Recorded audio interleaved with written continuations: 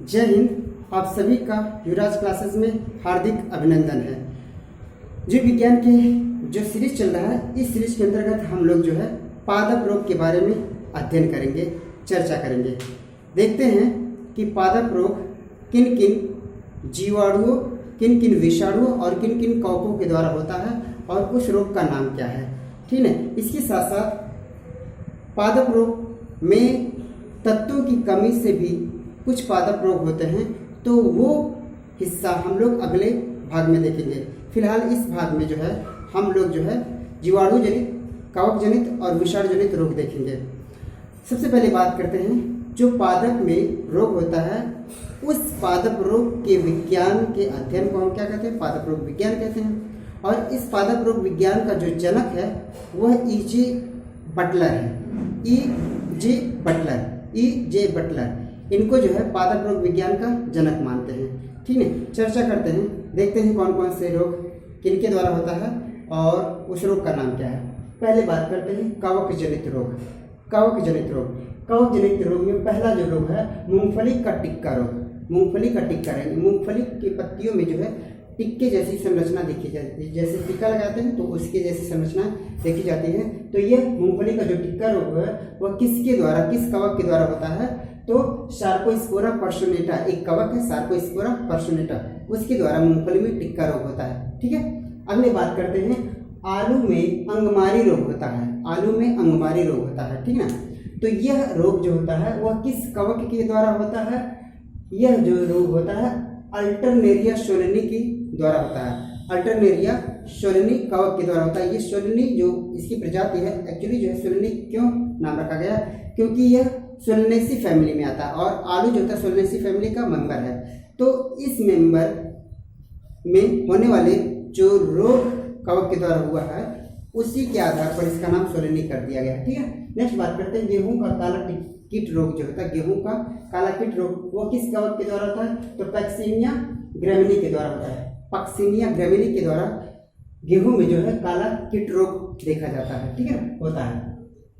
Next बात करते हैं हरित वाली रोग जो होता है वह बाजरा का है, एक रोग है। बाजरा में हरित वाली रोग होता है और यह रोग जो होता है यह स्क्लेरोस्पोरा ग्रैमिनी पोला के द्वारा होता है। स्क्लेरोस्पोरा ग्रैमिनी पोला के द्वारा होता है। ग्रैमिनी पोला के द्वारा होता है। स्क्लेरोस्पोरा ग्रैमिनी पोला के द्वारा होता है।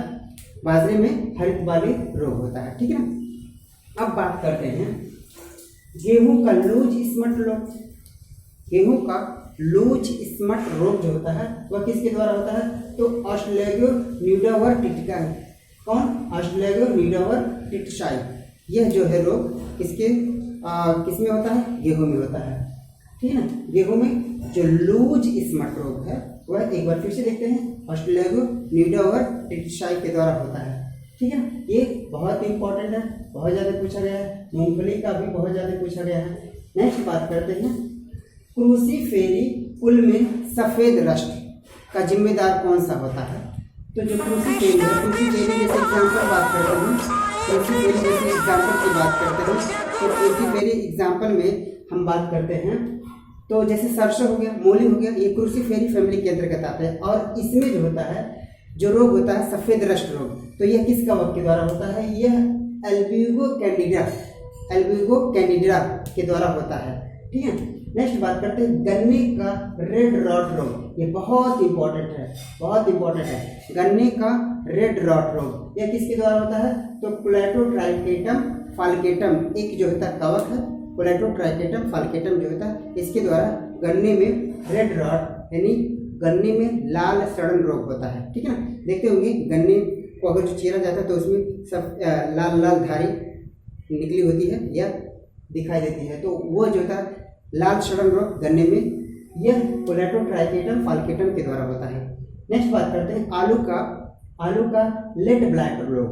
आलू का लेट ब्लाइट रोग किसके द्वारा होता है? तो फाइटोथोरा इन्फेक्टस, क्या? फाइटोथोरा इन्फेस्टस के द्वारा होता है। आलू का लेट ब्लाइट रोग जो होता है वह कवक है फाइटोथोरा इन्फेस्टस के द्वारा होता है। यह कुछ प्रमुख कवक जनित रोग थे जो पौधों में दिखाई देते हैं, पाए जाते हैं। अब बात करते हैं विषाणु जनित रोग। तो विषाणु जनित में बहुत बहुत इंपॉर्टेंट है, सबसे ज़्यादा पूछा गया है कि तंबाकू में मोज़ेक रोग का जिम्मेदार कौन है। तो तंबाकू में मोज़ेक रोग का जिम्मेदार जो होता है एक विषाणु है, उस विषाणु का नाम है TMV यानी टोबैको मोज़ेक वायरस। यानी तंबाकू की पत्तियों में जो वायरस रोग फैलाता है, उस तंबाकू की पत्तियों के आधार पर उस वायरस का जो नाम रखा गया है टोबैको मोज़ेक वायरस रखा गया है। और ये टोबैको मोज़ेक वायरस अभी तक के ज्ञात वायरस में सबसे लंबा, सबसे बड़ा वायरस है। ठीक है, टोबैको मोज़ेक वायरस। अब बात करते हैं वायरस जनित यानी विषाणु जनित रोग की बात करते हैं। तो पोटैटो मोज़ेक रोग किसके द्वारा होता है? तो पोटैटो वायरस एक्स के द्वारा होता है पोटैटो मोज़ेक रोग। ठीक है, नेक्स्ट बात करते हैं बंकी टॉफ ऑफ बनाना। यह रोग किसके द्वारा होता है? तो यह एक बनाना वायरस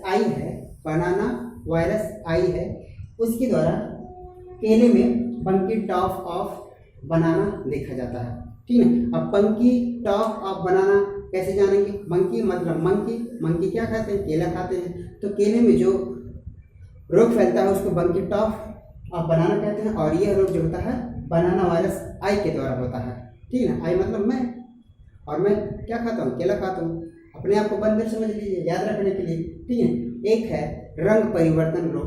तो पौधों में जो सामान्य रंग होता है पौधों के फलों में, फूलों में, तो वो रंग जो होता है थोड़ा सा सामान्य से कुछ डिस्टर्ब हो जाता है, अलग हो जाता है। तो वो जो होता है वह रोग भी जो होता है विषाणुओं के द्वारा देखा जाता है। अब बात करते हैं हम जो है जीवाणु जनित रोग की बात करते हैं। तो जीवाणु जनित रोग में देखिए बहुत सारे रोग हैं जीवाणु जनित रोग। इसमें जीवाणु जनित में सबसे ज़्यादा पूछा गया है गेहूं का टुंडा रोग और सिट्रस कैंकर रोग, बहुत ज़्यादा पूछा गया है। चलिए देखते हैं। पहला, आलू का शिथिल रोग किस जीवाणु के द्वारा होता है? तो पहले तो जानेंगे आलू का शिथिल रोग किससे संबंधित है? जीवाणु से संबंधित है। ठीक है, तो आलू का जो है शिथिल रोग जो होता है वह स्यूडोमोनास सोलेनेसियरम, ये भी सोलेनेसी फैमिली का है, इस वजह से इसको भी हम सोलेनेसी के अंतर्गत रखते हैं।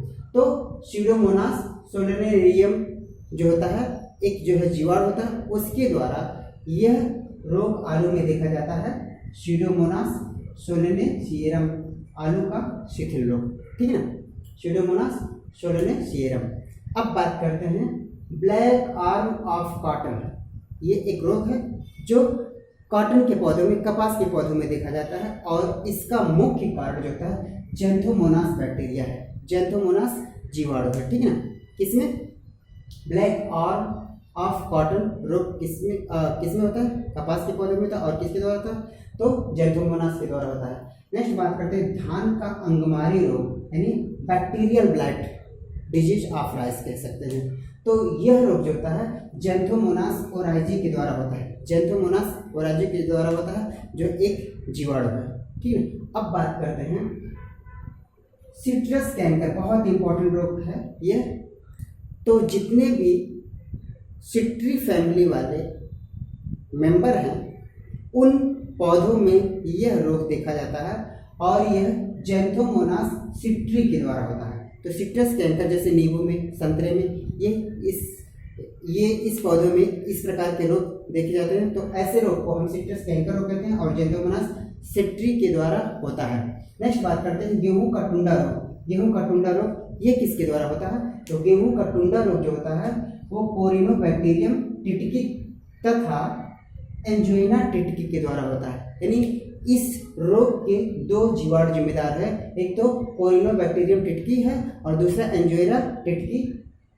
ये जीवाणु जो होता है गेहूं का टुंडा रोग फैलाने में महत्वपूर्ण भूमिका निभाते हैं। तो ये कुछ प्रमुख रोग थे पादप जो इस पहले भाग में हम लोग देखे हैं। बाकी के भाग में पादप रोग के अंतर्गत हम लोग पादप में कुछ प्रमुख तत्वों की कमी से होने वाले रोग के बारे में चर्चा करेंगे। तो उम्मीद करते हैं यह जो है वीडियो आप सभी के लिए, हम सभी के लिए महत्वपूर्ण भूमिका निभाएगा परीक्षा की तैयारी के दृष्टिकोण से। तो आज के लिए बस इतना ही, तब तक के लिए जय हिंद जय भारत।